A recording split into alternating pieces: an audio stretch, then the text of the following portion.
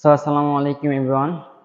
I hope you all are well, and I'm also fine by the grace of Almighty Allah.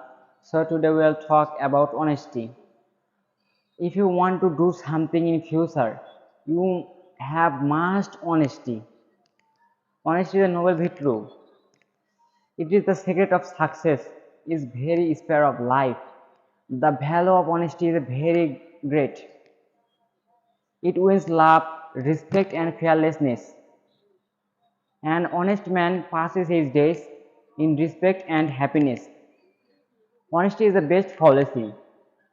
And yeah, I know you listen to motivated speech, but after listening to them, forget them again. So let me tell you new quote: letting go to bad thinking people. You will always be with good people and follow their word. Then you can do something in future. And everyone, I have a simple question for you. Can you make a sentence of 26 letter? Comment if you can. So, thank you for watching my video.